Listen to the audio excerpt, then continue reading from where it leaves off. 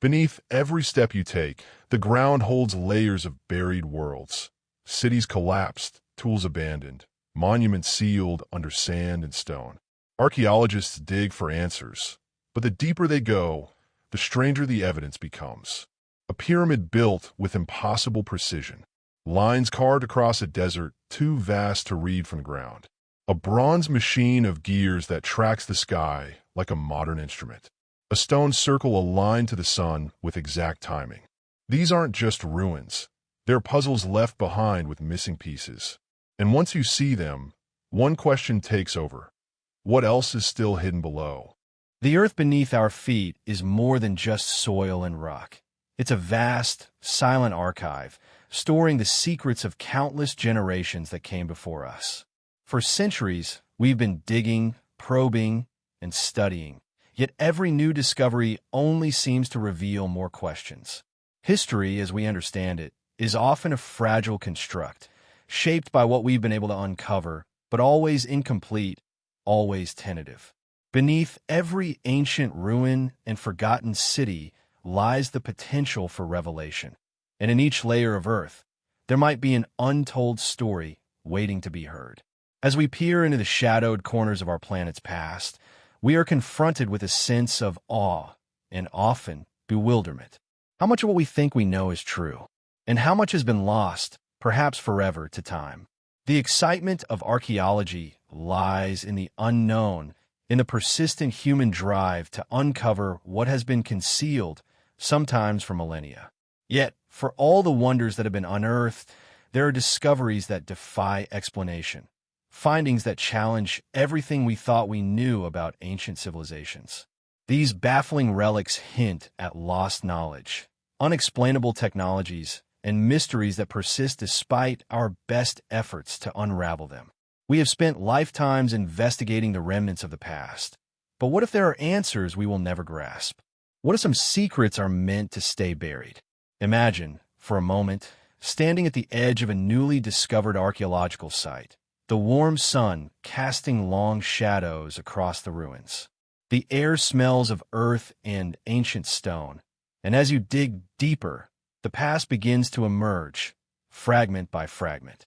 A weathered inscription, a cracked artifact, a mysterious structure. All of it points to something far older than we imagined, something that stretches the boundaries of what is possible. And yet, for every answer uncovered, a new question arises.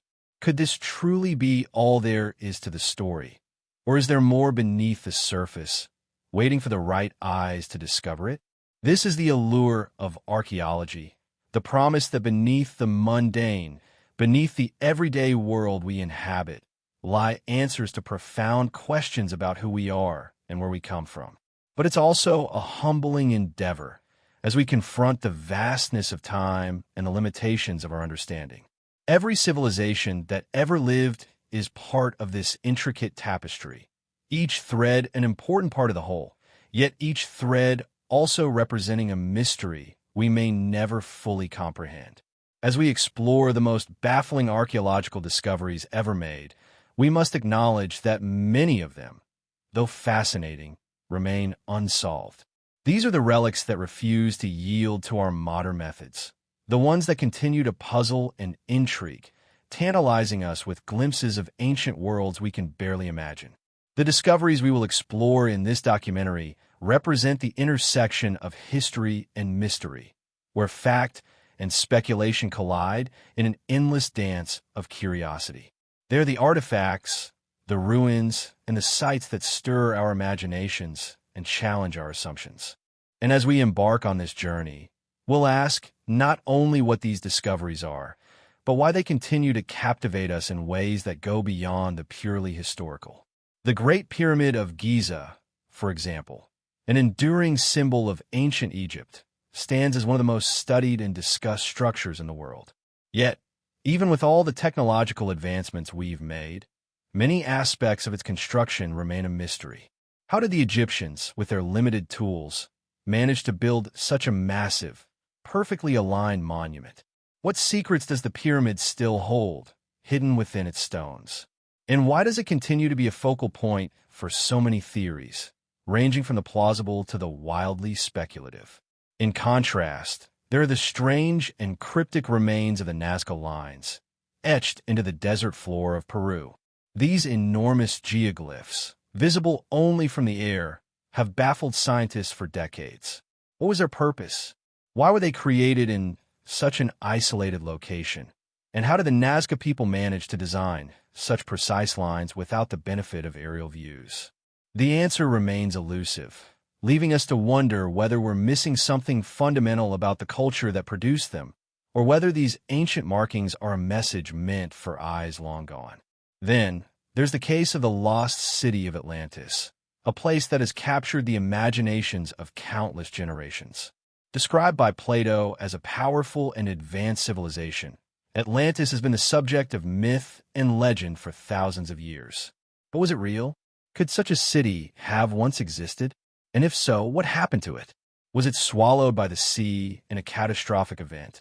Or was its story merely a parable for the ages? The truth remains uncertain, adding to the allure and mystery of one of history's most famous legends. These are just a few examples of the many archaeological enigmas we will explore in this documentary. Each of them represents a key moment where history and mystery collide, where the known world intersects with the unknown. As we delve deeper into these discoveries, we will not only uncover fascinating facts, but also confront the limitations of our understanding. We will examine the evidence, weigh the theories, and explore the tantalizing questions that continue to elude us. One of the most compelling aspects of archaeology is the way it forces us to confront the passage of time. Ancient cultures built monumental structures, created elaborate artworks, and developed technologies that were far ahead of their time. Yet, despite their accomplishments, they are now lost to history. The ruins that remain tell a story of human achievement, but also of human frailty. Civilizations rise and fall, and with each passing era, their secrets are buried beneath layers of earth, waiting to be uncovered by future generations. But the mystery does not end with the discovery of these sites and artifacts. The deeper question we must ask is, why do these mysteries persist? Why do certain discoveries seem to defy our understanding, no matter how many times we examine them? It is as if the past, in all its complexity, holds certain truths that we are not yet ready to comprehend. Perhaps there are aspects of these ancient cultures that are beyond our current grasp, and we must accept that some answers may remain elusive.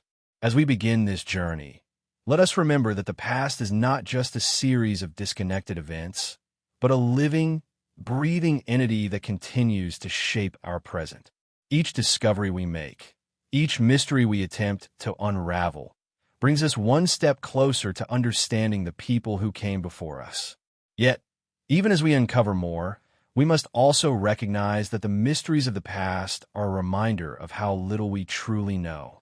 The answers we seek may not be as clear-cut as we would like, but in the search for knowledge, there is an inherent beauty, a sense of wonder that transcends time.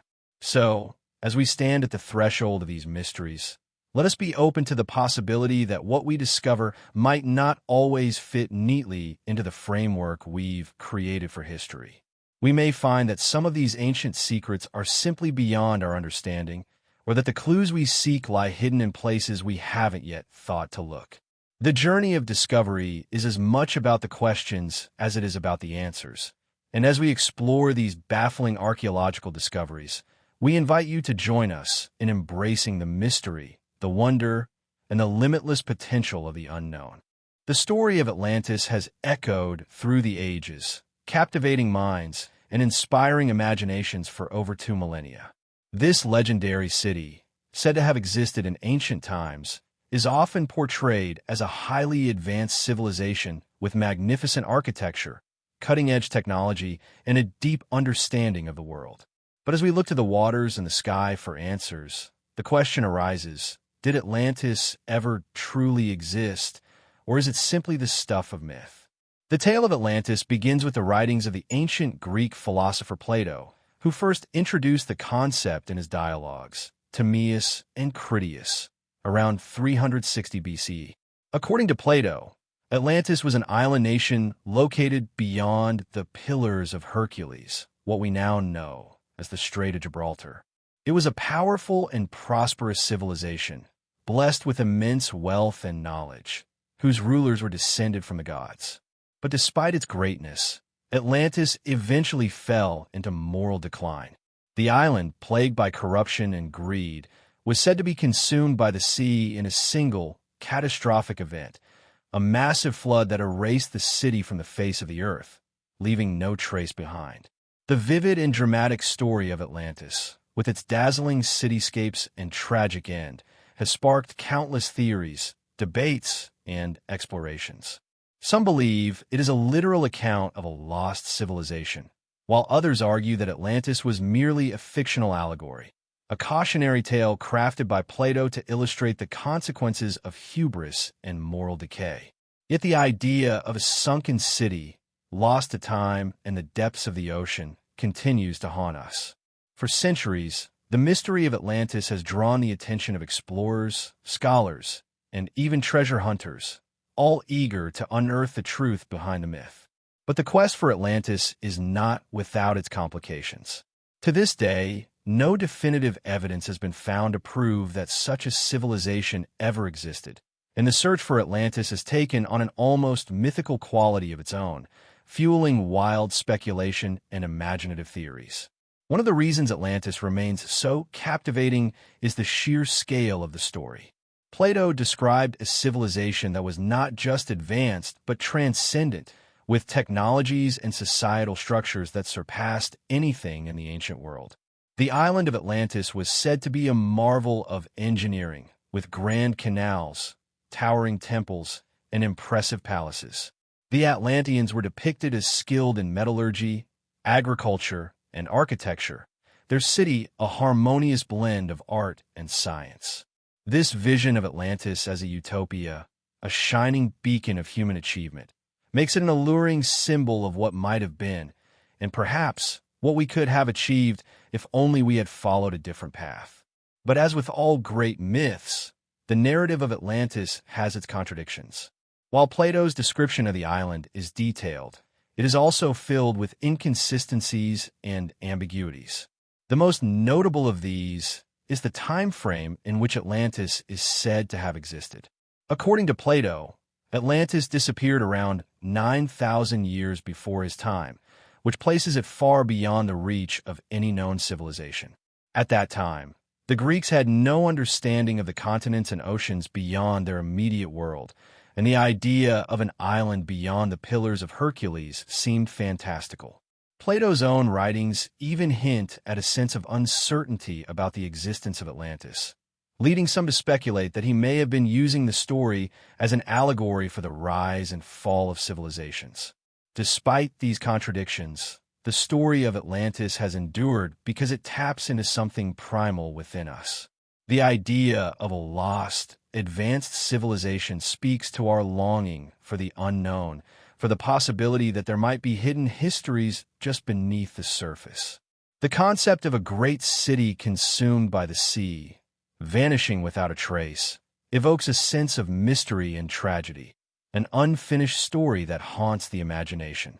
It's as if the very absence of Atlantis invites us to search for it, to uncover the missing pieces of a puzzle that has been out of reach for thousands of years. Throughout history, many locations have been proposed as the possible site of Atlantis. Some of these theories are rooted in historical and geographical clues, while others are based on little more than speculation.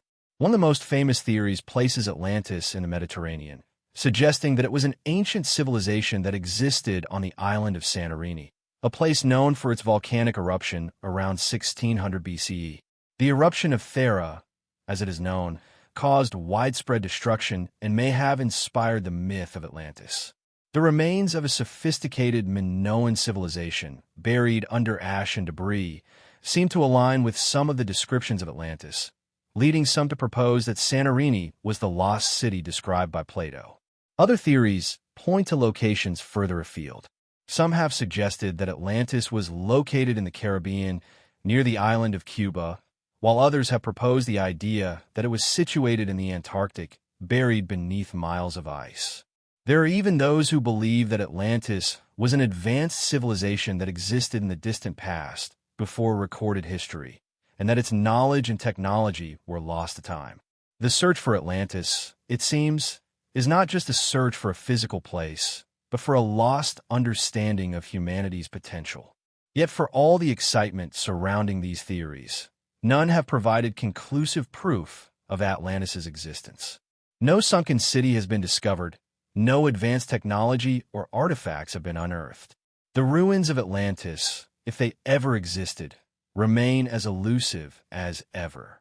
Some scholars argue that the lack of evidence is simply a reflection of the passage of time. After all, the story of Atlantis was first recorded by Plato, and it is possible that any trace of the city has been lost to the ravages of nature and human activity. Others, however, suggest that Atlantis may have never existed at all, and that the entire story is a product of Plato's imagination or an allegory for the decline of Athens. The search for Atlantis is also complicated by the passage of time and the changing nature of the world. The landscape of the ancient world was very different from what we see today, and many ancient civilizations may have been destroyed or forgotten long before they could be properly recorded. Over the centuries, the earth has shifted, seas have risen and fallen, and entire cities have been lost to the waves. It is entirely possible that Atlantis was once a real place, a flourishing civilization that was eventually wiped out by some cataclysmic event. But if that is the case, then we must ask ourselves, where did it go? And why, after all these years, is the search still so elusive? As we stand at the crossroads of history and mystery, we must come to terms with the fact that we may never know the true fate of Atlantis. Perhaps the greatest mystery of all is not whether Atlantis existed, but why its story continues to captivate us. The idea of a lost city, a forgotten civilization, is a powerful metaphor for our own search for meaning and understanding. In a world full of uncertainty and complexity, the story of Atlantis offers a glimpse into a past that might have been, and perhaps a future that we can only imagine. The allure of Atlantis, then, lies not in its factual existence, but in the questions it raises about the limits of human knowledge. It is a mystery that transcends time, a story that invites us to dream of what might lie beneath the waves and what we may one day discover in the depths of history. And so, the search for Atlantis continues, not just as a quest for a physical place, but as a journey into the heart of our collective imagination. Whether or not Atlantis ever existed, its legacy endures, an eternal symbol of the human desire to understand the past and, perhaps, to uncover the secrets of the lost worlds that lie beneath our feet. Nestled in the rolling hills of the English countryside, Stonehenge stands as one of the most iconic and mysterious landmarks in the world. Its massive stones, arranged in a perfect circle, have confounded historians, archaeologists, and visitors alike for centuries. Each towering megalith, heavy and weathered by the passage of time, seems to hold a secret, a story waiting to be unlocked. But despite the countless theories and years of research, the true purpose and method behind the creation of Stonehenge remain an enigma. When we first encounter Stonehenge, it feels almost out of place, as though it belongs to another era entirely. The stones are ancient, yet they seem to possess a timeless quality, as though they have always been here, waiting for us to understand them. Standing in the shadow of these monolithic structures, it's impossible not to feel a sense of awe, a quiet reverence for the people who built this site thousands of years ago, with tools and knowledge that seem far less advanced than what we have today. How, we wonder, did they achieve such monumental feats of engineering without the help of modern technology?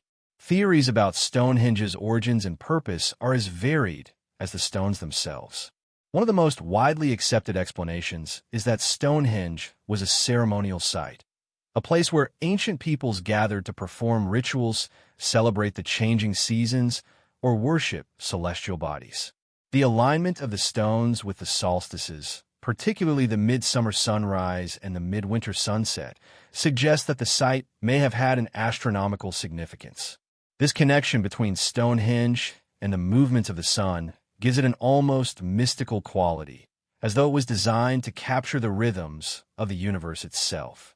But even as we look to the skies for answers, the mystery of Stonehenge deepens. The construction of the site presents a puzzle that has yet to be solved. How were these enormous stones transported from their quarries? Some of the bluestones that form part of Stonehenge were hauled from the Preseli Hills in Wales, nearly 150 miles away, a feat of engineering that would have been an extraordinary challenge for the people of the Neolithic period. Theories abound about how these stones might have been moved, with ideas ranging from rolling the stones on logs to dragging them across waterways. But even with these possible methods in mind, the sheer scale of the task remains mind-boggling. Another mystery surrounds the method of construction. The stones at Stonehenge are not simply placed on the ground. They are carefully arranged in a circular pattern, with some stones standing upright and others laid across the tops to form lintels. The precision of the construction is remarkable, especially considering the lack of tools that would have made such work easier. The stones were carved and shaped with an accuracy that suggests a high level of craftsmanship, and yet, the builders had no metal tools at their disposal, only stone, bone, and wood. How did they achieve such precision without the technology we take for granted today? Some experts believe that Stonehenge was constructed in stages over the course of several centuries, with each generation adding its own layer to the site. The earliest phase of construction, which dates back to around 3000 BCE, involved the creation of a simple earthwork enclosure, while the later phases, around 2500 BCE, saw the erection of the massive standing stones we recognize today. This gradual evolution of the site suggests that Stonehenge was not built by a single group of people, but rather by a succession of communities, each contributing to the site's development over time. Despite the passage of centuries, Stonehenge remains an awe-inspiring testament to human ingenuity.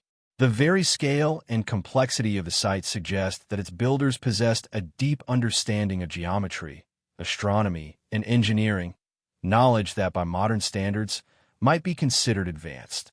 Yet, there is no written record to tell us who these people were or why they undertook such a monumental task.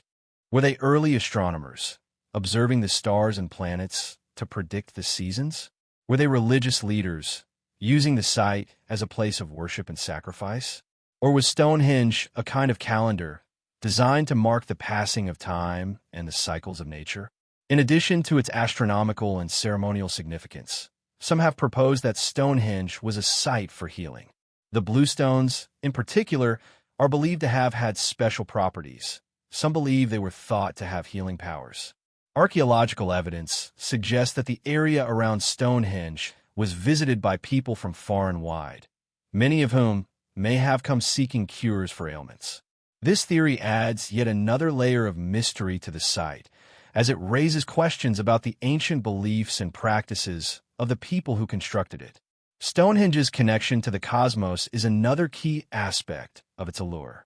The precise alignment of the stones with the movements of the sun suggests that the site was used to track time, perhaps as a calendar that marked the solstices and equinoxes. It's possible that the people who built Stonehenge were early astronomers, keenly attuned to the rhythms of the natural world. The fact that the stones appear to be perfectly aligned with the solstices points to a sophisticated understanding of astronomy, which would have been essential for agricultural societies dependent on the changing seasons. Yet, despite all that we have learned about Stonehenge, there are still many unanswered questions. Some believe that the site may have had a more profound significance, one that we have yet to fully comprehend. Could Stonehenge have been a place of ancient pilgrimage, a center of spiritual or religious activity that attracted people from all over the British Isles? Could the stones have represented something more than just astronomical markers, perhaps a symbol of unity, a connection between the earth and the heavens, or a ritualistic space for ceremonies that have since been forgotten? What makes Stonehenge so compelling, and why does it continue to draw us in, even after thousands of years? Perhaps it is the mystery itself that fascinates us. In a world where so much is known, where so much has been explained by science and reason, Stonehenge represents the unknown. It stands as a reminder that there are still places on this earth where the past remains veiled, where the answers we seek are just beyond our grasp. It is a testament to the ingenuity and creativity of the people who built it, and a symbol of our eternal curiosity about the world around us. In the end, Stonehenge may never fully reveal all its secrets.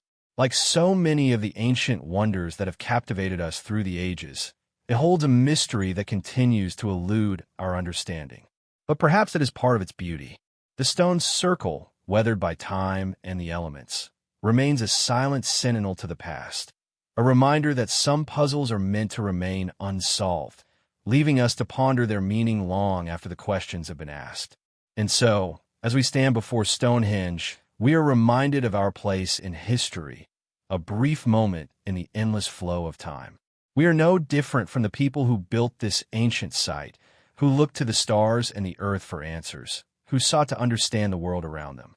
In that sense, Stonehenge is not just a monument to the past. It is a reflection of our ongoing journey to uncover the mysteries of our own existence.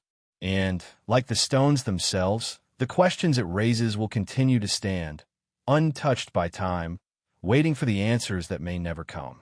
Stretching across the barren, sun-scorched plains of southern Peru, the Nazca Lines stand as one of the most enigmatic archaeological phenomena in the world.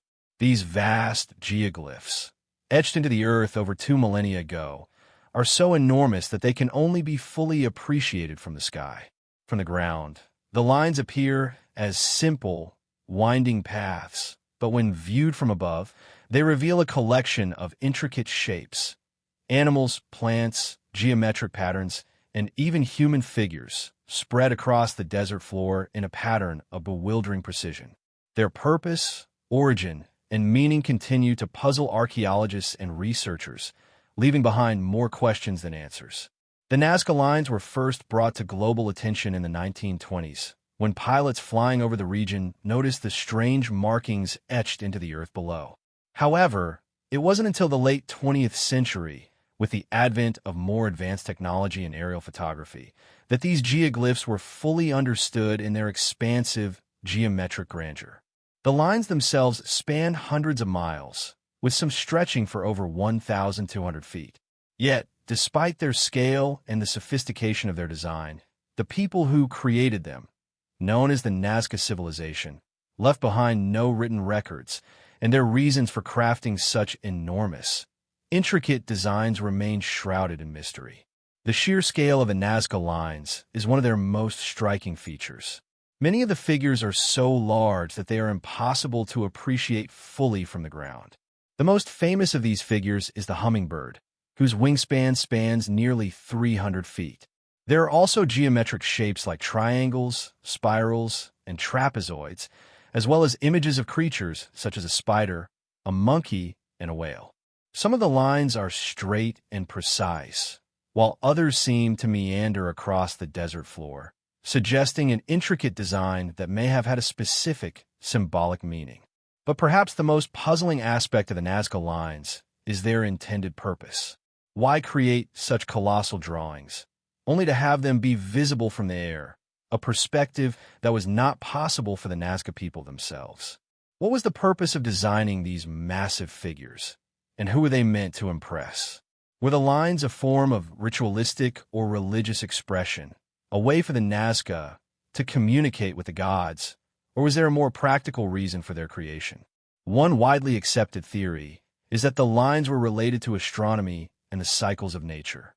The Nazca people were keenly attuned to the rhythms of the natural world, and many of the lines appear to align with celestial events, such as the solstices and equinoxes. It is possible that the Nazca used the lines to mark important astronomical events, creating a kind of giant calendar that allowed them to track the movements of the sun, moon, and stars. This theory is supported by the alignment of certain lines with a rising and setting of the sun on specific days of the year, suggesting that the geoglyphs may have been used in agricultural rituals or ceremonies tied to the changing seasons. In addition to their astronomical significance, some researchers propose that the Nazca lines were created as a form of ritualistic expression. The desert, with its barren and lifeless landscape, might have been seen as a place where the gods resided. The lines and figures could have been offerings built to attract divine favor or to communicate with the spiritual realm. The figures, such as the spider and the monkey, are creatures that held symbolic meaning for the Nazca people, perhaps representing fertility, strength, or protection. In this sense, the Nazca lines might have been a kind of prayer or plea for help from the gods, calling on them to intervene in the daily lives of the people. While these theories are compelling, there's still much about the Nazca lines that remains uncertain. Some researchers have argued that the lines were not created for religious or astronomical reasons, but instead served a more practical purpose, such as marking water sources or pathways for trade. The desert region of the Nazca civilization was arid and inhospitable, with limited water resources, so it is possible that the lines were used to demarcate important locations or to guide travelers across the vast, featureless terrain. The precision with which the lines were drawn, especially considering the limitations of the tools available to the Nazca people, suggests a high level of organization and planning, an effort that may have been tied to the practical needs of the civilization. However, one of the most compelling mysteries surrounding the Nazca lines is their sheer size and complexity.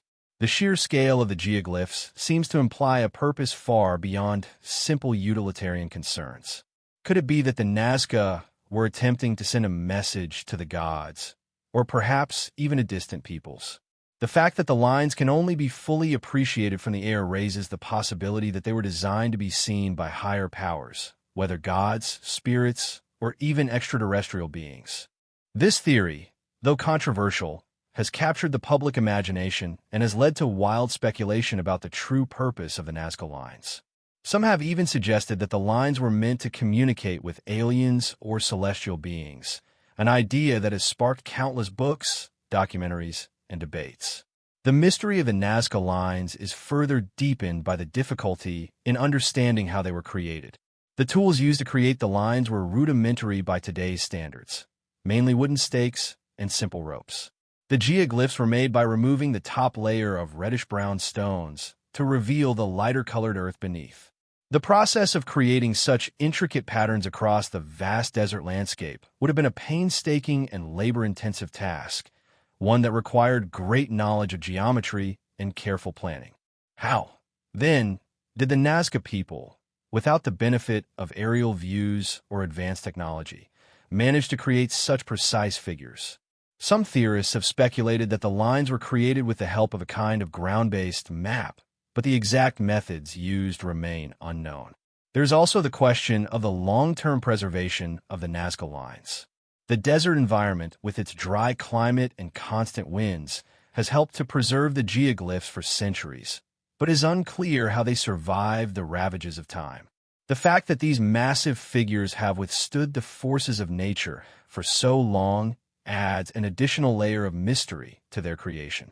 Could the Nazca have intentionally designed the lines to endure, with the hope that future generations would see them and understand their meaning? Or were the lines meant to last only long enough to fulfill their purpose, fading into obscurity as the civilization itself disappeared? As we contemplate the Nazca lines, we are reminded of the timelessness of human curiosity. These massive geoglyphs, which have stood the test of time, are a testament to the ingenuity and creativity of the Nazca people. They are also a reminder that, no matter how much we learn about the ancient world, there will always be mysteries that remain beyond our reach. The Nazca lines are more than just a collection of strange markings on the desert floor. They're a puzzle, a riddle that speaks to the human desire to communicate, to understand the cosmos, and to leave a mark on the world that will endure long after we are gone. The Nazca lines are a reminder that even in the most barren and desolate places, human creativity can flourish.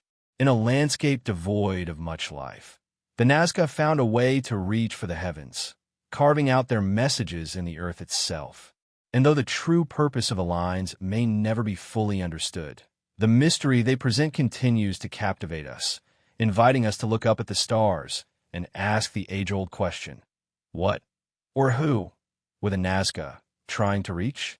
As the sun sets over the arid plains of the Nazca Desert, the lines remain etched in the earth, their meaning lost to time, but their mystery ever present.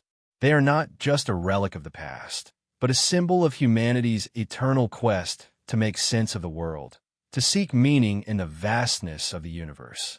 The Nazca lines will continue to captivate and intrigue for generations to come, whispering their secrets to those willing to listen. And as long as we continue to search for answers, the mystery of the Nazca lines will remain, inviting us to dream of the stories hidden beneath the desert sands. In the waters off the coast of a small Greek island, a curious discovery was made over a century ago, one that would challenge everything we thought we knew about the technological prowess of ancient civilizations. In 1901, while exploring the wreck of a Roman ship sunk off the coast of Antikythera, divers recovered a peculiar set of corroded bronze gears. These seemingly insignificant pieces of machinery would go on to rewrite the history of ancient technology, revealing a level of mechanical sophistication that was thought to have been far beyond the capabilities of the ancient world. This ancient artifact, now known as the Antikythera mechanism, has since become one of the most mysterious and remarkable objects ever uncovered.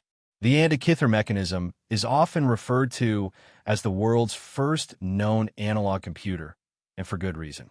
When scientists and historians first began to study it in detail, they were astonished by its complexity. The device, which dates back to around 100 BCE, consists of a series of interlocking bronze gears, housed in a wooden frame that was likely once encased in a metal casing. What sets the Antikythera mechanism apart from anything else found in the ancient world is its ability to track the movements of celestial bodies with extraordinary precision. The mechanism could predict the positions of the sun, moon, and planets, and even track the dates of lunar and solar eclipses. The discovery of the Antikythera mechanism raised a host of questions. How could a civilization without the advanced tools and knowledge we associate with modern technology have created such a device? How did the ancient Greeks possess the knowledge of astronomy and mechanical engineering required to build such an intricate instrument? And perhaps most intriguingly, what was the purpose of this device? Who used it? And for what purpose? The mechanisms and gears found on the Antikythera mechanism suggest that it was a highly sophisticated piece of technology capable of performing calculations that, even in our modern world, would be impressive. The gears were arranged with astonishing precision, and they were able to track the complex cycles of the moon, the movements of the planets, and the solar year. In fact, the device's calendar could predict the dates of astronomical events such as eclipses, which would have been of great importance to the ancient Greeks, who relied heavily on astronomy for their understanding of time, agriculture, and navigation. But perhaps the most perplexing aspect of the Antikythera mechanism is the level of sophistication it reveals. The ancient Greeks, who built the mechanism, had no access to the advanced machinery that would come later in history. They had no access to the precise tools and measuring instruments that we associate with modern engineering. And yet, despite these limitations, they were able to create a device of extraordinary complexity, one that seemed to defy the technological capabilities of the time. The fact that such an advanced mechanism existed so early in history suggests that the ancient Greeks were far more knowledgeable and skilled in the realms of engineering and mathematics than we had previously realized.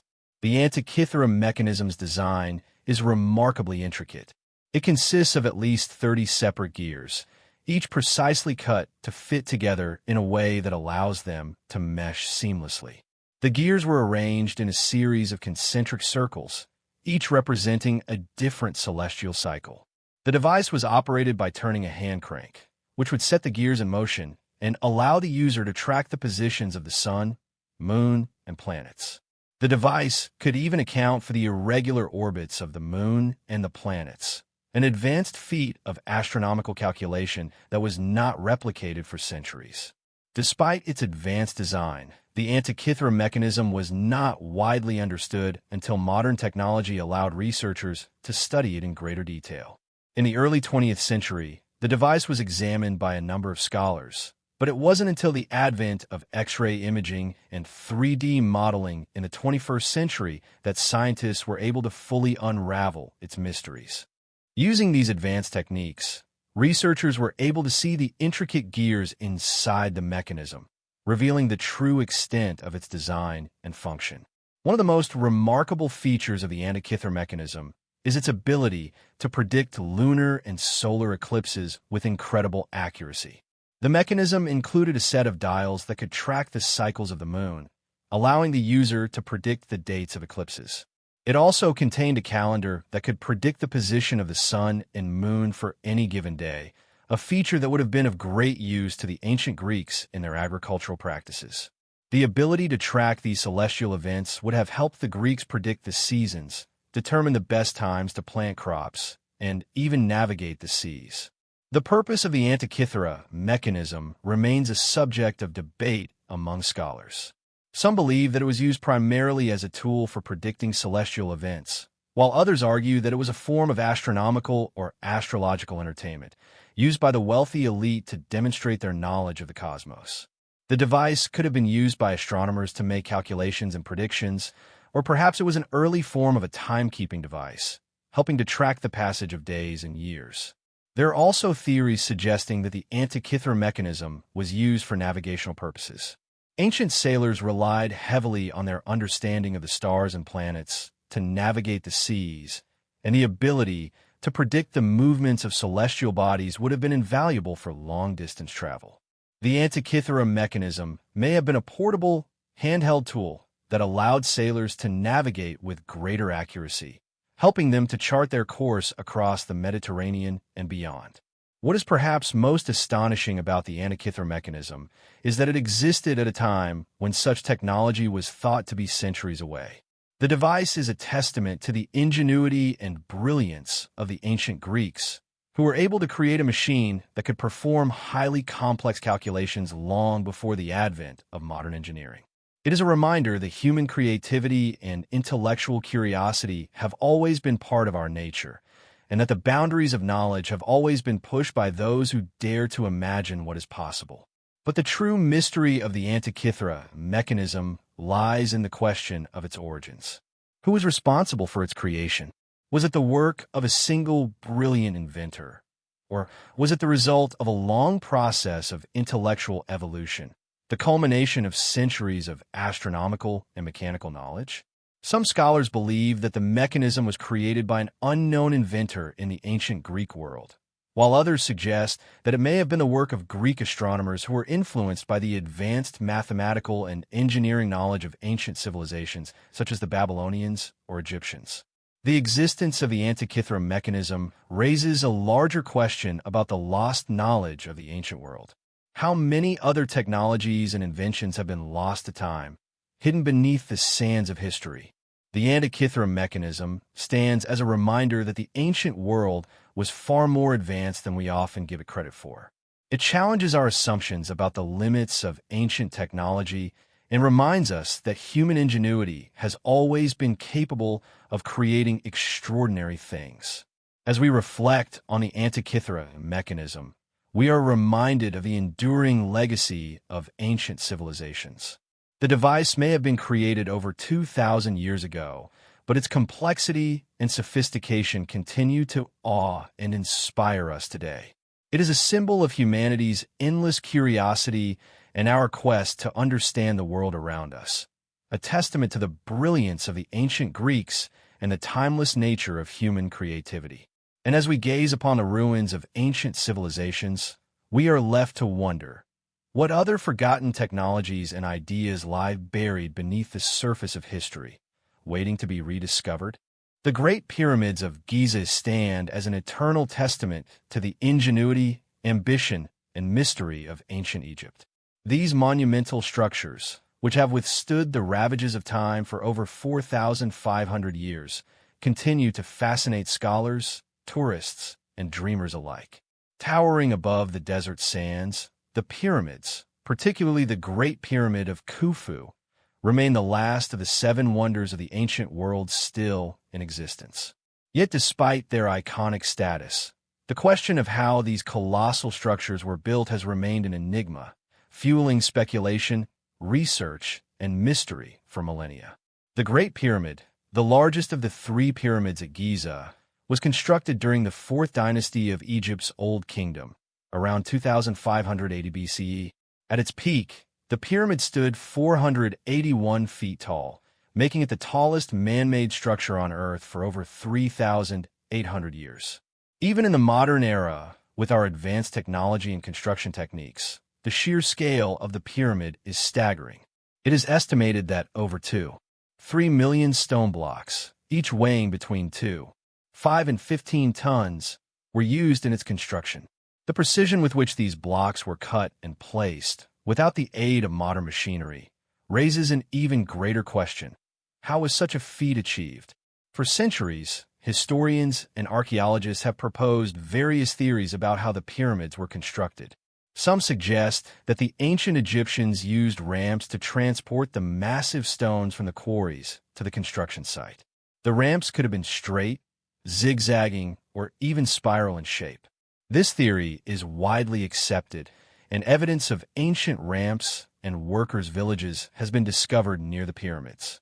Yet, even with this understanding, the details of how these ramps functioned, how they were designed, constructed, and used, remain elusive.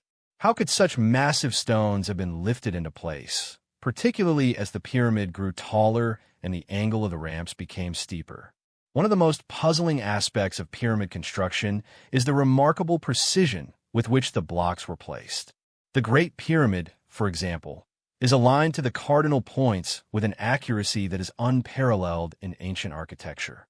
The pyramid's 4 sides are aligned almost perfectly with the 4 cardinal directions, and the precision of the angles and measurements suggests an advanced understanding of geometry, astronomy, and engineering. The Egyptians did not have compasses or advanced surveying instruments. So how did they achieve such precision with their rudimentary tools? The construction of the Great Pyramid was a monumental task that required an enormous workforce. It is estimated that between 20,000 and 30,000 laborers worked on the pyramid over the course of 2 decades. These workers were not slaves, as often depicted in popular culture, but skilled laborers, engineers, architects, and craftsmen. Evidence from workers' tombs and the remnants of workers' villages suggests that the labor force was well organized, with workers living in nearby settlements and being provided with food, shelter, and medical care. The pyramid's construction was a massive, state-sponsored project undertaken by the pharaoh Khufu to secure his place in the afterlife. It was also a way for Khufu to demonstrate his power, wealth, and divine status to the people of Egypt and to the gods. Despite the fact that the construction of the pyramids was a state-sponsored effort, the exact methods used by the Egyptians to transport, shape, and place the stones remain a subject of intense debate. Some researchers believe that a combination of levers, cranes, and rolling devices were used to move the massive stones into position. Others suggest that a series of counterweights, pulleys, and ramps were employed. One of the most intriguing theories involves the use of water. Some researchers believe that the ancient Egyptians may have used water to lubricate the surface of the ramps, making it easier to slide the heavy blocks up the incline.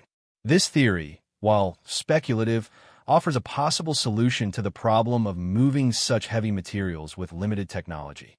In addition to the questions surrounding the construction of the pyramids, there are also mysteries surrounding their purpose. The pyramids were not just tombs for the pharaohs. They were part of a larger religious and cosmic framework. The Egyptians believed that the pharaohs were divine beings, intermediaries between the gods and the people.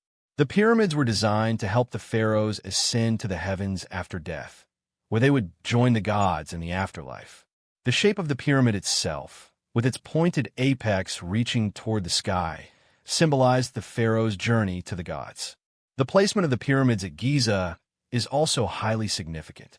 The site was carefully chosen to align with the stars, particularly the constellation of Orion, which was associated with Osiris, the god of the afterlife. The ancient Egyptians believed that the pharaoh's soul would travel to the stars after death, and the pyramid's alignment with the stars was meant to facilitate this journey. The Great Pyramid, in particular, is thought to have been aligned with the star Sirius, which was associated with the goddess Isis. This alignment further underscores the spiritual and cosmic significance of the pyramid, suggesting that its construction was as much a religious endeavor as it was an architectural one.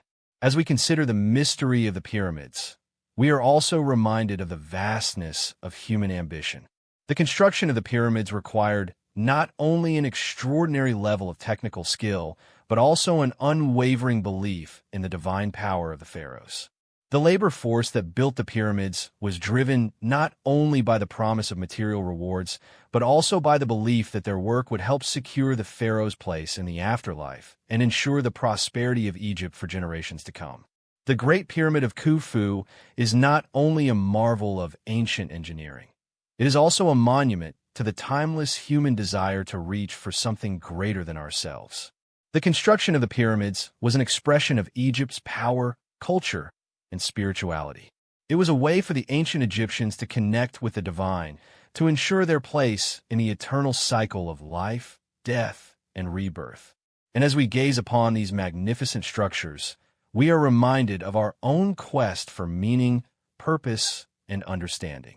In the end, the true secret of the pyramids may not lie in the methods used to build them, but in the lasting legacy they have left behind. Despite the passage of time, the pyramids continue to inspire awe and wonder. They stand as a reminder of what can be achieved through human ingenuity, determination, and faith. The mysteries of their construction may never be fully understood, but the pyramids themselves serve as a testament to the boundless potential of human achievement. As we stand before the Great Pyramid, its massive stones towering above us, we are reminded of the power of human ambition and the enduring mysteries of the ancient world. The pyramids, like the stars they were built to honor, continue to shine in the darkness, inviting us to contemplate the mysteries of the past and the infinite possibilities of the future. The tale of Atlantis, the legendary lost city, has captured the imagination of storytellers, scholars, and dreamers for thousands of years. Described as a magnificent and powerful civilization, Atlantis was said to exist more than 11,000 years ago, before it mysteriously vanished beneath the waves of the ocean. But is Atlantis a mere myth, a creation of ancient imagination, or could there be some truth to the story, hidden beneath the layers of time and myth? This question has intrigued generations, inspiring countless theories, books, films, and quests to find the fabled city. The first known account of Atlantis comes from the writings of the ancient Greek philosopher Plato, who describes the island in two of his dialogues, Timaeus and Critias, written around 360 BCE. According to Plato, Atlantis was a vast and prosperous island located beyond the Pillars of Hercules, the modern-day Strait of Gibraltar. It was said to be a mighty empire, more advanced than any other civilization of its time, with grand palaces, impressive temples, and an abundance of natural resources. The Atlanteans, Plato tells us, were blessed with incredible wealth and technology, and their island was a paradise on earth. However, this golden age would not last. Over time, the people of Atlantis grew corrupt and morally decadent. Their once noble leaders turned greedy, and their advanced technology was misused. As a result of their hubris, the gods decided to punish the Atlanteans.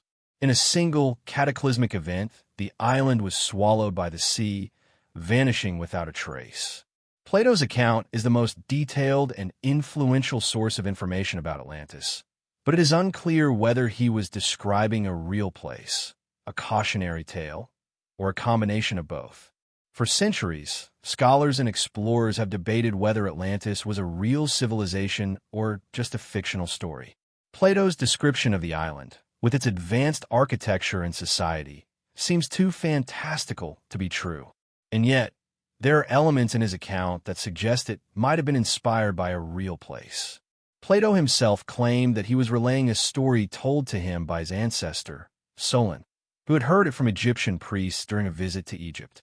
According to these priests, Atlantis was a real island that existed long before ancient Egypt, and its destruction was a catastrophic event that had been passed down through generations. But if Atlantis did exist, where was it, and what happened to it? Over the centuries, many theories have been put forward about the location of Atlantis.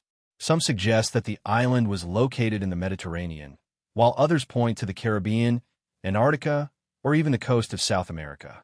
One of the most popular theories is that Atlantis was located in the Mediterranean Sea, perhaps near the island of Santorini, ancient Thera, which was destroyed by a volcanic eruption around 1600 BCE. The eruption of Thera was one of the largest in recorded history, and it devastated the Minoan civilization, which thrived on the island. Some researchers have suggested that Plato's description of Atlantis could be based on this real historical event, with the island of Santorini serving as the inspiration for the myth of Atlantis. Another theory places Atlantis in the Caribbean, near the Bahamas, with proponents pointing to the Bimini Road, a submerged stone formation in the waters off the coast of Bimini.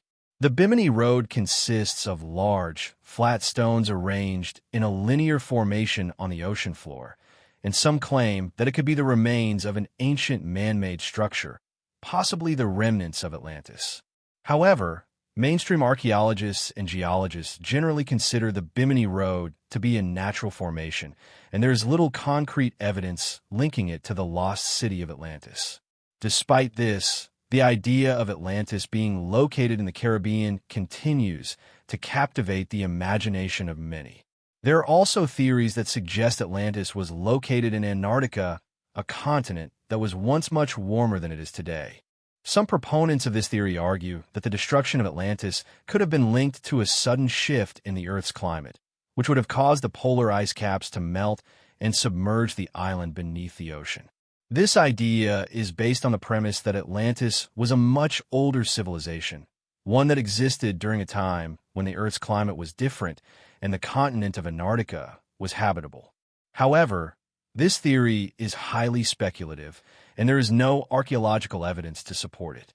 Despite the lack of concrete evidence, the idea of a lost civilization hidden beneath the waves continues to fuel the search for Atlantis.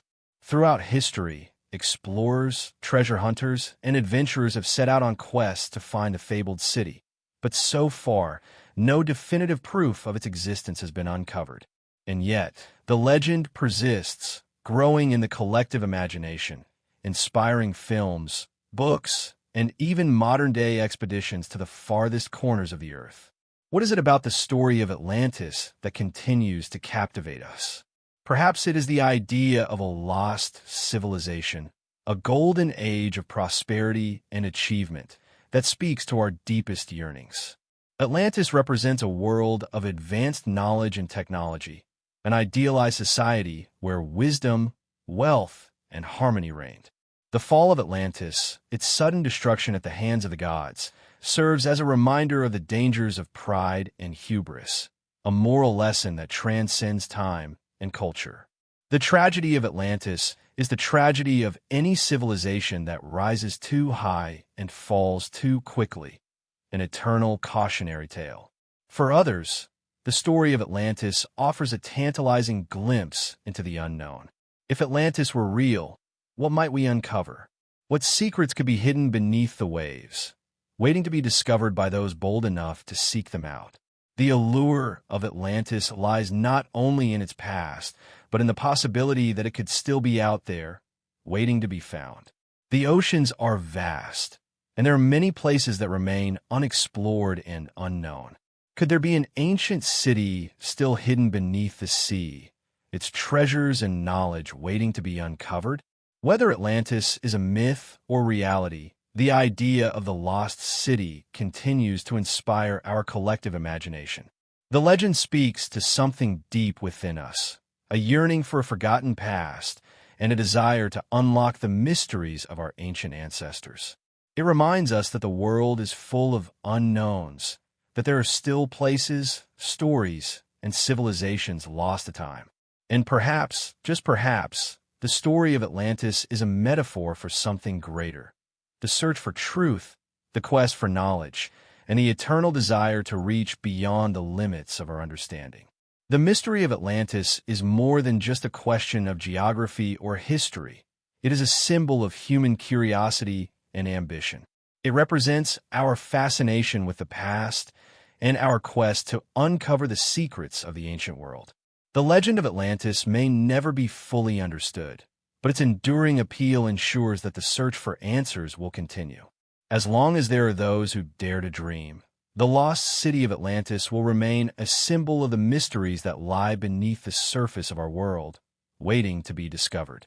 As we look to the horizon, we are reminded that there are still countless mysteries left to explore. Whether or not Atlantis ever existed, its story invites us to continue searching, to keep looking for the lost cities, the forgotten civilizations, and the hidden truths that lie buried beneath the sands of time and the depths of the oceans. And perhaps, in the search for Atlantis, we will uncover something far greater than we ever imagined. Something that connects us to the distant past, to the mysteries that have shaped our world, and to the mysteries that still lie ahead. On the remote shores of Easter Island, a small speck of land lost in the vastness of the Pacific Ocean, stands an enigmatic and haunting reminder of a long-lost civilization. The Moai statues, gigantic stone heads with distinct facial features and elongated ears, have become symbols of the island itself. Yet, behind their stoic expressions and towering presence lies a mystery that stretches beyond the realm of ordinary human understanding. Who carved these massive figures? How were they transported across the island? And, perhaps most intriguingly, why did the once thriving society of Rapa Nui build them in the first place? Easter Island, or Rapa Nui as it is known to its indigenous inhabitants, is one of the most isolated places on Earth. It is located some 2,300 miles off the coast of Chile, surrounded by the vast expanse of the Pacific Ocean. Despite its remoteness, the island has been home to one of the most intriguing and complex cultures in Polynesian history. The Moai statues, some of which stand over 30 feet tall and weigh more than 80 tons, are a testament to the islanders' advanced craftsmanship, knowledge, and social organization. Yet, the island's history is also one of decline and mystery. The question of how such a small and isolated civilization managed to create and transport these monumental figures, and why they did so, continues to fascinate and baffle researchers. The Moai statues were carved from volcanic tuff, a type of soft stone found in the Reno Raraku crater on the island. The islanders would carve the statues from the stone using simple tools made from basalt, and then transport them to various locations around the island. The statues were intended to represent important ancestors and were often placed on ceremonial platforms called ahu, which also served as graves for the individuals they depicted. Each moai was designed to capture the mana, or spiritual power, of the ancestor it represented, ensuring the protection and well-being of the community. At the height of their construction, there were over 900 moai statues spread across the island. The moai were placed along the coastline, facing inland, symbolizing the ancestral protection of the villages they overlooked. The heads of the statues, with their exaggerated features and large noses, seem to gaze solemnly over the land, while the bodies of the statues are often buried, leaving only the heads visible. This unique feature, where the body of the moai is buried beneath the earth, has long puzzled researchers, leading to various theories about the symbolic meaning of the statues and their purpose. While the exact reason for the moai's creation remains uncertain, most archaeologists agree that the statues were tied to the Rapa Nui's religious and cultural beliefs. The moai were created to honor the ancestors of the island's inhabitants, whose spiritual power was believed to protect the living. The figures were meant to embody the mana of these ancestors, a spiritual energy that could be harnessed for the benefit of the community.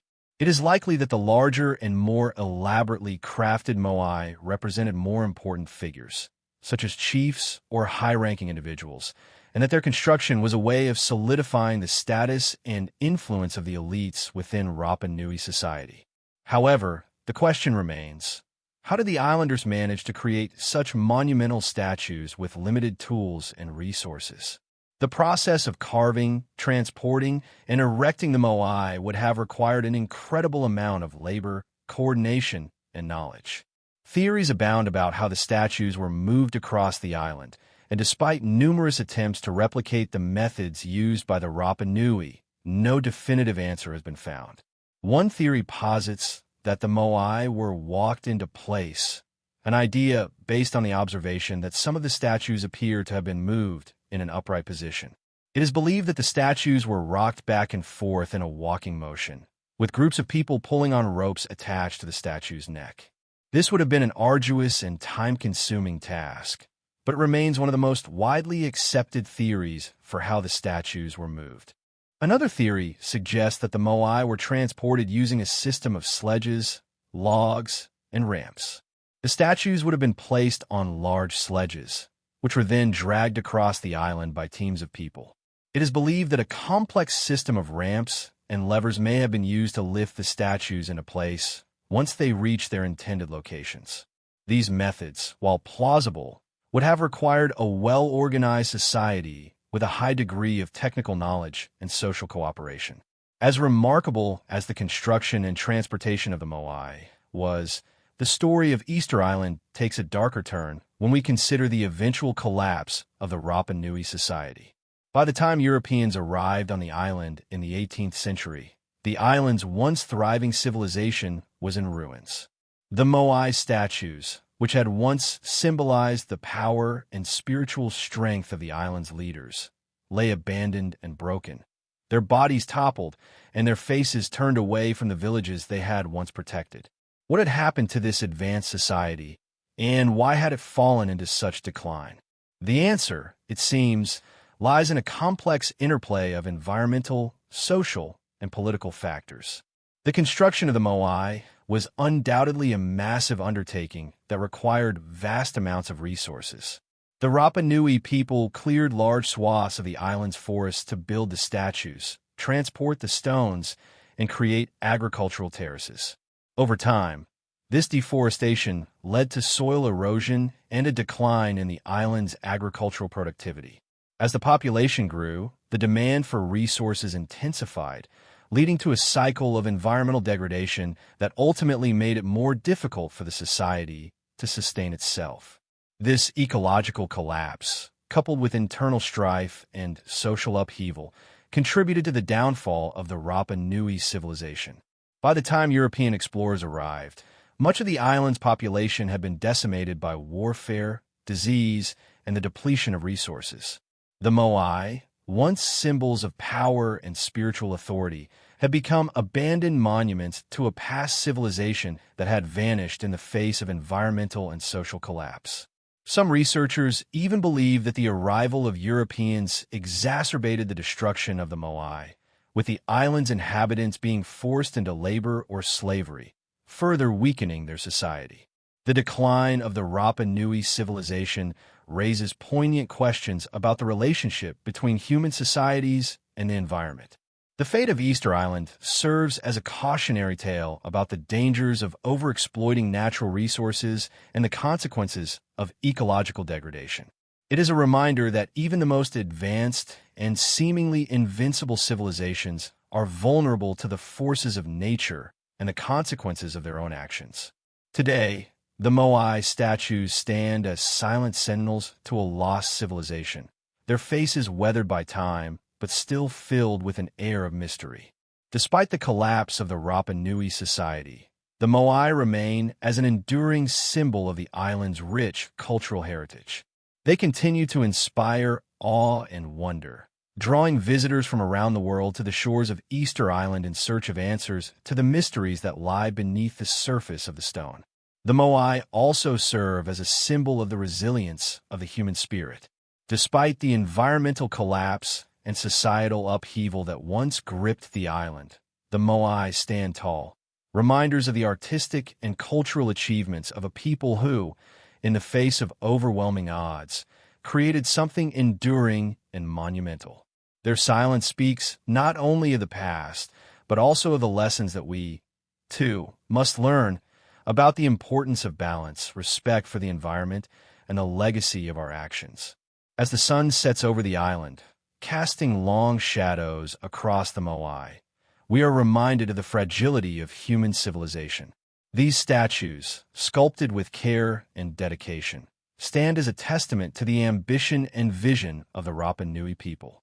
Though their society may have fallen, the Moai remain, enduring as a symbol of what was and a reminder of what might have been.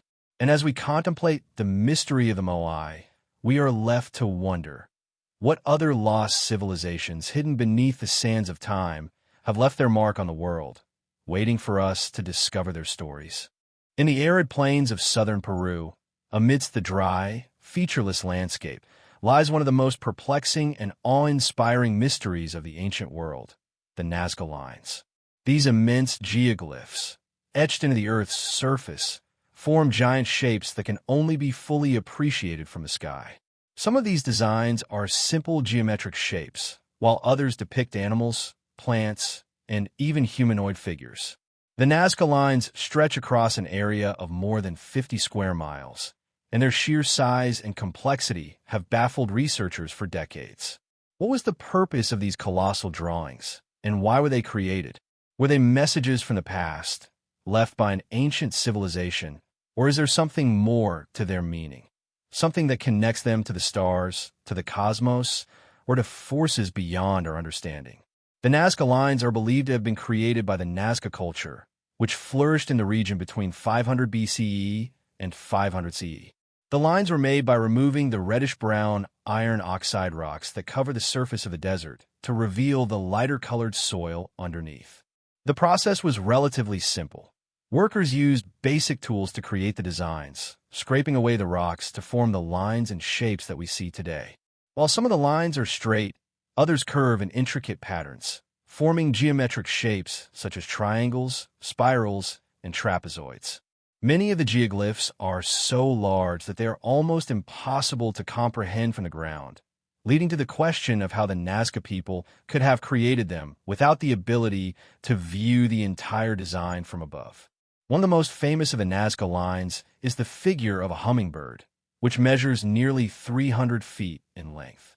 Other prominent figures include a monkey, a spider, a condor, and a whale, among many others. These shapes, which can only be truly appreciated from the sky, have led to a variety of theories about their purpose. Some believe that they were created for ritual or religious purposes, perhaps as offerings to the gods, while others suggest that they were a form of astronomical calendar, designed to align with celestial events.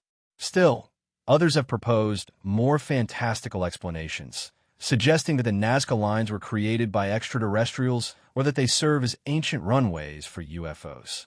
The mystery of the Nazca Lines has, over time, become a captivating subject of speculation and exploration, each theory adding layers to the already complex puzzle. The most widely accepted theory about the Nazca Lines is that they were created as part of the Nazca people's religious and ceremonial practices. Many researchers believe that the lines were designed as a kind of offering to the gods or a way of communicating with the divine. The Nazca culture had a complex belief system centered around the worship of deities associated with fertility, water, and agriculture. The region where the Nazca Lines are located is extremely dry, and the people of the area relied heavily on the annual flooding of rivers to irrigate their crops. The lines may have been a way to invoke the gods, asking for blessings of water and fertility, or they could have been created as part of a larger ceremonial landscape designed to connect the people to the spiritual realm. One of the most intriguing aspects of the Nazca Lines is their apparent alignment with celestial events. Some of the geoglyphs seem to align with the positions of the sun, the moon, and certain constellations. For example, the figure of the hummingbird is believed to be aligned with the rising of the sun during the summer solstice, while the spider is thought to be associated with the constellation of Orion. This has led some researchers to suggest that the lines may have had an astronomical function, serving as markers or guides for the movement of celestial bodies. The Nazca people, like many ancient cultures, had a deep understanding of the stars and their movements, and the lines may have been used as part of a larger system for tracking the heavens, much like the ancient Egyptians and their use of the stars to guide their religious practices. The idea that the Nazca Lines were created for astronomical purposes is further supported by the presence of a nearby mountain range, the Andes, which could have been used as a natural observatory. The Nazca people may have used the lines to track the movements of the stars and planets, and the figures they created could have been representations of important celestial bodies. The fact that some of the figures are highly stylized and abstract suggests that they may have been symbolic representations of the stars or gods, rather than realistic depictions of animals or plants. The lines, then, may have functioned as a kind of cosmic map, guiding the people's spiritual journey and helping them align their earthly existence with the rhythms of the heavens. While the theory of astronomical alignment is compelling, it is by no means the only explanation for the Nazca lines. Over the years, a more controversial and speculative theory has emerged, one that suggests the lines were created as a form of communication with extraterrestrial beings. This theory, popularized by author Erich von Däniken in his 1968 book Chariots of the Gods, posits that the enormous scale of the Nazca lines, along with their alignment with the stars, points to a connection between the ancient Nazca people and visitors from other worlds. According to this theory, the lines were created as a kind of runway for extraterrestrial spacecraft or as a way of signaling to alien visitors. While there is little concrete evidence to support this theory, it has captured the imagination of many and remains a popular subject in the world of UFO lore and ancient astronaut speculation. Another theory, which has gained traction in recent years, is that the Nazca lines were created as part of an ancient pilgrimage route. According to this theory, the lines were not meant to be viewed from above, but were instead a kind of sacred path that pilgrims would walk in order to connect with the gods and seek blessings. The geometric shapes and figures, then, would have had symbolic meaning, guiding the people along the route and helping them navigate the spiritual landscape. This theory is supported by the discovery of a network of ancient paths and trails in the region, which suggests that the Nazca people engaged in long journeys as part of their religious practices. Regardless of their purpose, one thing is certain. The Nazca lines represent a remarkable feat of engineering and artistic vision. The fact that the lines have survived for over 1,000 years, in a region known for its extreme climate and lack of rainfall, is a testament to the skill and dedication of the Nazca people. The lines, though simple in their design, are also deeply profound, revealing a culture that was highly attuned to the rhythms of nature, the movements of the stars, and the spiritual forces that shaped their world. As we reflect on the Nazca lines, we are reminded of the mysteries that lie buried beneath the earth. These immense geoglyphs, created by an ancient civilization long forgotten, continue to stir our curiosity and imagination. Whether they were created as a way to communicate with the gods, as a map of the heavens, or as a message to visitors from another world, the Nazca lines remain a profound enigma. They are a symbol of humanity's enduring quest to understand the cosmos and our place within it. In the quiet, desolate expanse of the Nazca Desert, the lines stretch out before us like silent witnesses to the past. They beckon us to look beyond the surface, to seek the deeper meanings hidden within the patterns of the earth. The Nazca lines remind us that even in the most remote corners of the world, there are stories waiting to be uncovered, mysteries waiting to be solved. And as we look to the sky above, we are left to wonder, what other messages from the past remain hidden, waiting to guide us toward a greater understanding of our world and the cosmos beyond? In the rolling hills of Wiltshire, England, stands one of the most famous and enigmatic prehistoric monuments in the world, Stonehenge.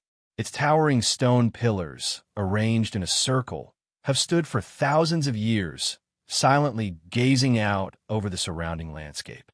As centuries have passed, the purpose and meaning of Stonehenge have remained elusive, sparking countless theories and debates. Was it an ancient temple, a place of worship, or perhaps an astronomical observatory, designed to track the movements of the sun, moon, and stars? The mystery surrounding Stonehenge is one of the most enduring in human history, and even today, we are still left to wonder about the true purpose of this ancient site. Stonehenge's construction began around 5,000 years ago, during the Neolithic period, and continued in phases until around 2000 BCE. The site consists of a series of massive stones, some weighing as much as 40 tons, arranged in a series of concentric circles. The outermost circle is made up of large, standing stones, called sarsens, while the inner circle is formed of smaller bluestones, which were transported from the Preseli Hills in Wales, more than 150 miles away. The sheer scale and effort required to transport and erect these stones, especially without the aid of modern tools, have left archaeologists and historians in awe. How did the builders of Stonehenge manage such an incredible feat of engineering with only primitive tools and simple technologies? The first question that comes to mind when considering Stonehenge is, why was it built? Theories about the purpose of the site abound, with the most prominent suggesting that it was an ancient place of worship or ritual. It is widely believed that the people who constructed Stonehenge were deeply connected to the natural world and its cycles, and that the site may have been a center for religious ceremonies. The alignment of the stones with the solstices, the longest and shortest days of the year, suggests that the monument was designed with celestial events in mind. During the summer solstice, the sun rises directly over the heel stone, the large stone that marks the entrance to the circle, casting its first light onto the inner sanctum of the stones. This alignment suggests that Stonehenge may have served as a place of solar worship, where people gathered to mark the changing of the seasons and celebrate the sun's power. The idea that Stonehenge was a religious or ceremonial site is further supported by the discovery of nearby burial mounds and the presence of human remains. Excavations around the site have uncovered the remains of individuals who were buried in or around the monument, suggesting that Stonehenge may have been used as a burial ground for important leaders or religious figures. The ritualistic nature of these burials, along with the placement of the bodies in alignment with the stones, further reinforces the idea that Stonehenge held significant spiritual and cultural meaning for the people who built it. But while the religious theory is compelling, it is by no means the only explanation for Stonehenge's purpose. Over the years, alternative theories have emerged, each offering a different perspective on the monument's significance. One of the most widely discussed theories is that Stonehenge was an astronomical observatory designed to track the movements of the sun, moon, and stars. This theory is supported by the alignment of the stones with celestial events, particularly the solstices. The precise arrangement of the stones seems to suggest that the builders had an advanced understanding of astronomy and used the monument to mark important dates in the lunar and solar calendars. In addition to the solstices, Stonehenge also seems to be aligned with other celestial bodies. For example, the blue stones in the inner circle are positioned in such a way that they align with the movement of the moon, suggesting that the builders may have used the monument to track the cycles of the moon as well as the sun. This would have been particularly important for agricultural societies, which relied on the rhythms of nature to guide their planting and harvesting cycles. The knowledge of the sun's path and the timing of the solstices would have been invaluable in determining the right time to plant crops, and Stonehenge may have served as a tool to help the people of ancient Britain synchronize their agricultural practices with the natural world. Some researchers have also suggested that Stonehenge may have had a more practical function, serving as a place for communal gatherings or as a site for social and political events.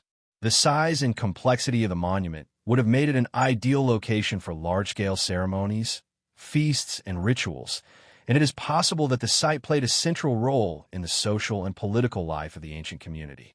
The people who constructed Stonehenge may have used the site to reinforce social hierarchies, celebrate important events, or strengthen group cohesion.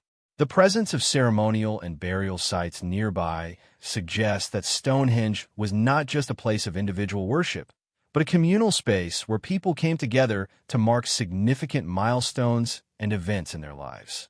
While the purpose of Stonehenge remains uncertain, the monument's construction is a remarkable achievement in itself. The logistics of moving the massive stones, particularly the sarsens, is still a subject of debate. The sarsens, which make up the majority of the monument, weigh as much as 40 tons and were transported from a quarry located about 20 miles away.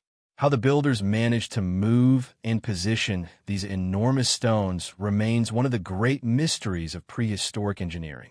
Some theories suggest that the stones were transported using a system of rollers and sledges, while others propose that the builders used a complex system of ramps and levers to raise and position the stones. The fact that the stones were brought from such a distance is itself a testament to the scale of the project and the level of organization required to build Stonehenge. It is believed that the construction of the monument took place over several centuries, with different groups of people contributing to its development over time. The gradual evolution of the site, with new elements added in successive phases, reflects the ongoing importance of the monument to the people who built it. Despite the many theories, the true purpose of Stonehenge remains a subject of fascination and debate. Its alignment with the solstices and celestial bodies suggests a profound understanding of the natural world, and the sheer scale of its construction points to a society with advanced engineering knowledge and organizational skills. Whether Stonehenge was a religious site, an astronomical observatory, or a place for communal gatherings, it is clear that it held great significance for the people who built it. Today, Stonehenge stands as a symbol of human ingenuity and a reminder of the mysteries that still lie hidden in the ancient world. The monument's stones, weathered by time but still standing tall, continue to inspire awe and wonder, drawing visitors from all corners of the globe. As we gaze upon the monument, we are reminded of the enduring power of the past and the deep connection between humanity and the natural world. Stonehenge, with its silent stones and cosmic alignments, invites us to reflect on the mysteries of time and the universe, leaving us to wonder. What other ancient monuments, hidden beneath the earth or lost to the sands of time, still hold the secrets of our distant ancestors? What knowledge, still waiting to be uncovered, can we learn from these silent sentinels of the past? The pyramids of Giza, standing proudly on the outskirts of Cairo, are among the most iconic and awe-inspiring structures ever created by human hands. These monumental edifices, built over 4,500 years ago, continue to captivate our imagination and raise questions about the ancient world. How were these colossal structures, with their precisely cut stones and exact alignments, constructed with the limited tools and technology available to the ancient Egyptians? And what secrets do these pyramids hold? Secrets that may unlock a deeper understanding of the civilization that built them. The pyramids of Giza, particularly the Great Pyramid, are a testament to the architectural and engineering ingenuity of the ancient Egyptians. The Great Pyramid, constructed for the pharaoh Khufu, also known as Cheops, was originally 481 feet tall and consisted of an estimated 3 million stone blocks, each weighing several tons. When it was completed, it was the tallest man-made structure on Earth, a position it held for over 3,800 years. The precision with which the pyramids were built, with their nearly perfect alignment to the cardinal points and their remarkable geometric proportions, continues to fascinate engineers, architects, and historians alike. But despite centuries of study, the construction methods and purpose of the pyramids remain shrouded in mystery. Modern archaeologists and Egyptologists have proposed several theories to explain how these massive structures were built, but there is no consensus on the exact methods used. Some researchers believe that the pyramids were built using a system of ramps, with workers hauling massive blocks of stone up to the construction site using sledges and ropes. Others suggest that a spiral ramp, built around the pyramid itself, may have been used to transport the stones as the pyramid grew taller. While these theories provide plausible explanations, the question remains: how did the ancient Egyptians, without the use of advanced machinery or tools, achieve such remarkable feats of engineering? The purpose of the pyramids is another subject of ongoing debate. The most widely accepted theory is that the pyramids were constructed as tombs for the pharaohs, designed to help them make the journey to the afterlife. In ancient Egyptian belief, the pharaoh was not merely a mortal ruler, but a divine figure, a living god who would continue to govern even after death. The pyramid, as a monumental structure, was intended to serve as a tomb and a gateway to the afterlife, ensuring that the pharaoh's soul would be preserved for eternity. The pyramid was also a symbol of the pharaoh's power and authority, a way of demonstrating his eternal dominion over Egypt and the cosmos. The burial chambers inside the pyramids were carefully constructed to house the pharaoh's body and the treasures needed for the afterlife. These treasures included gold, jewelry, and other valuables, as well as food and drink for the pharaoh's soul. In addition, the walls of the burial chamber were often decorated with inscriptions and hieroglyphs, depicting scenes from the pharaoh's life and his journey to the afterlife.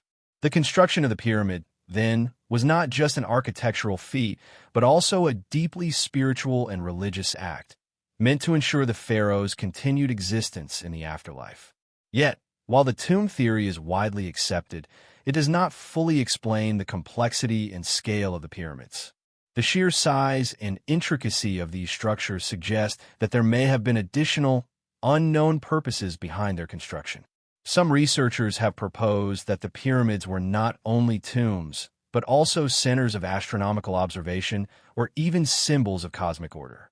The alignment of the pyramids with the cardinal directions, and the fact that they are positioned in such a way that they mirror the stars of Orion's belt, has led some to speculate that the pyramids were designed to connect the pharaohs with the stars. In ancient Egyptian mythology, the god Osiris was associated with the constellation of Orion, and the alignment of the pyramids with this star cluster may have been intended to facilitate the pharaoh's journey to the heavens. This connection between the pyramids and the stars is further supported by the orientation of the Great Pyramid, which is aligned with remarkable precision to the true north. Some researchers believe that the ancient Egyptians had an advanced understanding of astronomy and that the pyramids were constructed as a way of aligning the earthly realm with the celestial realm. The Great Pyramid, with its precise dimensions and alignment, may have served as a kind of cosmic compass, connecting the pharaohs with the stars and ensuring their divine power in the afterlife. If this theory is correct, the construction of the pyramids would have required not only sophisticated engineering techniques, but also a deep knowledge of the movements of the stars and the cycles of the heavens. In addition to their astronomical significance, the pyramids have also been linked to the concept of sacred geometry, the study of mathematical patterns that are believed to have spiritual or cosmic significance. The dimensions of the Great Pyramid, for example, are closely related to the mathematical constant known as pi, and the proportions of the pyramid sides are said to reflect the golden ratio, a mathematical pattern that appears throughout nature. These mathematical relationships suggest that the builders of the pyramids may have had a profound understanding of geometry and mathematics, which they incorporated into the design of the pyramids to align the structures with the fundamental laws of the universe. Despite the many theories and ideas surrounding the pyramids, one question remains: how did the ancient Egyptians accomplish such monumental feats of construction? The answer lies in the organization, labor, and resources available to the ancient Egyptian state. It is widely believed that the construction of the pyramids was a massive communal effort, with tens of thousands of workers, including laborers, artisans, and engineers, contributing to the project. These workers would have been organized into specialized teams, each responsible for a specific aspect of the construction process, from quarrying the stones to transporting them to the site. The workers would have been provided with food, shelter, and tools, and would have worked under the supervision of skilled overseers and architects. The construction of the pyramids also required an enormous amount of resources. The stones used to build the pyramids were quarried from local sites, but the transport of these stones, particularly the massive limestone and granite blocks, would have required careful planning and organization. The blocks were hauled to the site using sledges and rollers, and ramps may have been built to transport the stones up the sides of the pyramid as it grew taller. The fact that the Egyptians were able to move such massive stones with only primitive tools speaks to their incredible ingenuity and skill. As we look at the pyramids of Giza today, their massive, weathered stones stand as silent witnesses to a civilization that once held unrivaled power and knowledge. The pyramids have survived for millennia, enduring the ravages of time, war, and the shifting sands of the desert. Yet their purpose and meaning remain elusive, hidden behind the veil of history. What was the true purpose of the pyramids? Were they simply tombs for the pharaohs, or did they serve a larger, cosmic role in the spiritual and astronomical life of ancient Egypt? The mysteries of the pyramids continue to intrigue us, and their secrets remain just beyond our reach. As the sun sets over the Giza Plateau, casting long shadows across the pyramids, we are reminded of the vastness of time and the complexity of human history. The pyramids stand as enduring symbols of the creativity, ambition, and spiritual depth of the ancient Egyptians. They remind us that, though time may erode the physical structures of the past, the mysteries and wonders they contain continue to captivate our imaginations. Perhaps, as we look to the stars above and the stones below, we will one day unlock the final secrets of the pyramids, revealing the true story of how these monumental structures were built and why they continue to stand as eternal sentinels of the past.